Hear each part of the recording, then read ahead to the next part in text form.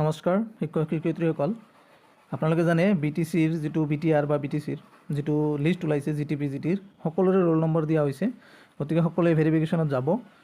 BTC আৰু non BTC বুলি কোনো কথা নাই বা BTR বুলি নন BTR বুলি কোনো কথা নাই। সকলোৱে ইয়াতে ভেৰিফিকেশ্যন কৰিব, কাৰণ সকলোৱে পৰীক্ষা দিছে চাকৰি এটা ৰাখাত। গতিকে সকলোৱে ভেৰিফিকেশ্যনৰ কাৰণে যাব। কি ডকুমেণ্টছ লাগিব মই সেই তথ্যখিনি ইয়াতে দিবলৈ ওলাইছোঁ। BTRৰ যিটো GT আৰু PGT ডকুমেণ্টছ ভেৰিফিকেশ্যন 2025 চনৰ হ'বলৈ গৈ আছে। ডকুমেণ্টছ ৰিকুৱাৰ্ড কি লাগিব? SSLC আপোনালোকৰ এডমিট কাৰ্ড লাগিব, হায়াৰ ছেকেণ্ডেৰীৰ মাৰ্কশ্বিট, যদি আপুনি SOS দিছিল, SOS বা বেটাৰমেণ্ট যিকোনো এক্সাম দিছিল, গতিকে সেইখনো লগত লৈ যাব। তাৰপিছত হায়াৰ ছেকেণ্ডেৰীৰ চাৰ্টিফিকেটখনো লগত লৈ যাব। নেক্সট আপোনালোকে টেটৰ যিটো এডমিট কাৰ্ড সেইবিলাক লগত লৈ যাব লাগিব।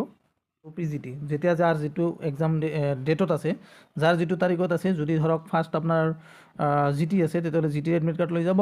ফাৰ্ষ্ট যদি PGT আছে তেতিয়াহ'লে PGTৰ এডমিট কাৰ্ড লৈ যাব। যাৰ যেনেকুৱা ডেটত আছে সেই হিচাপত আপোনালোকে এই ডকুমেণ্টছখিনি লগত লৈ যাব। তাৰপিছত আপুনি নেক্সট আপোনালোকে পাৰ্মানেণ্ট ৰেচিডেণ্ট ডকুমেণ্ট যিটো লাগিব, যিটো VCDCৰ পৰা অনা হৈছিল, যদি BTRৰ হয় তেতিয়াহ'লে VCDCৰ পৰা অনা হৈছিল, বা Aadhaar card, PAN card, voter card VCDCৰ পৰা অনা হৈছিল, বা PRC BTRৰ পৰা যিকোনো ডকুমেণ্টছ যি দিয়া হৈছিল VCDCৰ পৰা বা গাঁওবুঢ়াৰ পৰা দিয়া হৈছিল, সেই চাৰ্টিফিকেটখন লৈ যাব। কাষ্ট চাৰ্টিফিকেটখন লৈ যাব। তাৰপিছত গ্ৰেজুৱেশ্যনৰ অল মাৰ্কশ্বিট লৈ যাব, কিন্তু 6th চেমৰটো সেই সিহঁতে ল'ব, জেৰক্স কৰি ল'ব 6th চেমৰটো। তাৰপিছত আপুনি গ্ৰেজুৱেশ্যনৰ চাৰ্টিফিকেটখন লৈ যাব। যদি আপোনালোকে ওলোৱা নাই তেতিয়াহ'লে কলেজৰ যিটো দিছিল সেইটো আপোনালোকে লৈ যাব। তাৰপিছত আপোনালোকে BEdৰ চাৰ্টিফিকেট লৈ যাব, অল ছেমিষ্টাৰৰ বা অল ইয়াৰৰ চাৰ্টিফিকেট আপোনালোকে লৈ যাব। BEdৰ এক্সামিনেশ্যনৰ চাৰ্টিফিকেট যদি কলেজৰ পৰা অৰিজিনেলখন দিছে তেতিয়াহ'লে অৰিজিনেলখন লৈ যাব, আৰু যদি প্ৰভিজনেলখন দিছে তেতিয়াহ'লে প্ৰভিজনেলখন লৈ যাব। আপোনালোকে BEdৰ গোটেইখিনি ডকুমেণ্টছ লৈ যাব, তেতিয়াহ'লে আপোনালোকৰ ভেৰিফিকেশ্যনটো বঢ়িয়াকৈ হৈ যাব। তাৰপিছত আপোনালোকে যদি PG বা পষ্ট গ্ৰেজুৱেশ্যনৰ কাৰণে যদি আপোনালোকে ছাবজেক্ট টিচাৰ হ'ব বিচাৰে তেতিয়াহ'লে MSc, MA, MCom এই গোটেইখিনি চাৰ্টিফিকেট আপোনালোকে লৈ যাব। যদি দুটা ছাবজেক্টত আপোনালোকে PG কৰিছে তেতিয়াহ'লে দুটা ছাবজেক্ট আপোনালোকে লৈ যাব।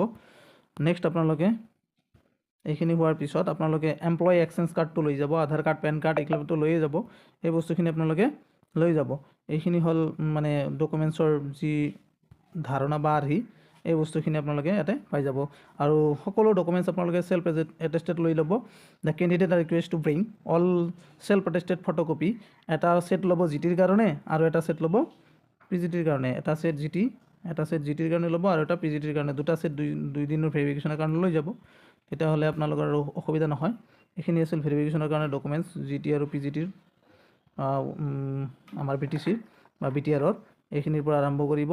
মেট্ৰিকৰ এডমিট কাৰ্ড ল'ব, হায়াৰ ছেকেণ্ডেৰীৰ মাৰ্কশ্বিট আৰু চাৰ্টিফিকেট ল'ব, টেটৰ GTৰ চাৰ্টিফিকেট, টেটৰ এডমিট আৰু PGTৰো এডমিট